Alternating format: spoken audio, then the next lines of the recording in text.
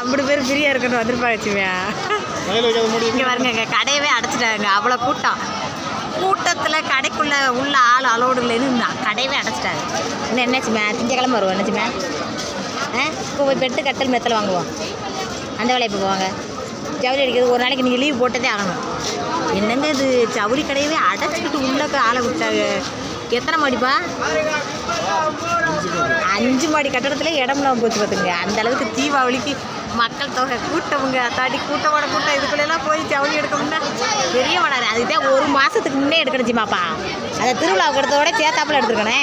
சரி வாங்க கிளப்புங்க. கடை மூடி கிடக்குங்க. கடையை மூடிக்கிட்டு உள்ள எல்லாரும் இது பண்ணுறாங்களாம். நாங்கள் திங்கக்கிழமை கூட்டம் வராது. நட பூஜை பசி பட்டினியாக வருவாங்க. நீங்கள் முதல் நடங்க.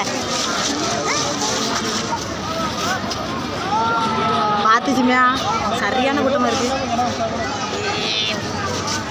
சித்திர திருவிழா கூட்டம் விட தாண்டி இருக்கேன். ஜிமாப்பா காலையில் வெள்ளனே வந்துடுறேன் ஜிமாப்பா.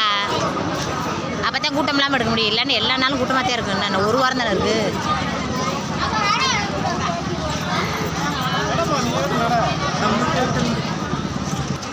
இன்றைக்கி சீமா துணிமணி எடுத்து கொடுக்க ரெடி. ஆனால் கடை முடிவு சுற்றிங்களா அந்த அளவுக்கு கூட்டம். சரி விடுங்க, இன்றைக்கி இல்லை நான் நாளை பண்ண எடுத்துக்கிறோம். கூட்டத்துக்குள்ளே போய் நசுப்பட முடியாது. துணிமணியே எடுக்க முடியாது. ரேக்கில் இருக்கிறத ஒன்றும் எடுக்க விட மாட்டாங்க. அதனால் பொறுமையாக எடுத்துக்கிடுவோம். நாளைக்கு வந்து எடுப்போம்.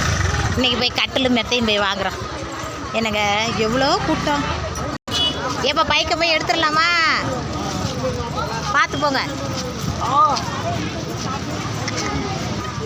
அழகழகாக இருக்குது. ஆனால் எங்கள் வீட்டுக்காரர் கேட்குற வாங்கி தர மாட்டேங்கிறாரு. எவ்வளோண்ணே? 250. இது 150. சீமாப்பா ஓடியேட்டாரு. வாங்க கேட்டாலும் கேட்பேன் பறந்துட்டாரு.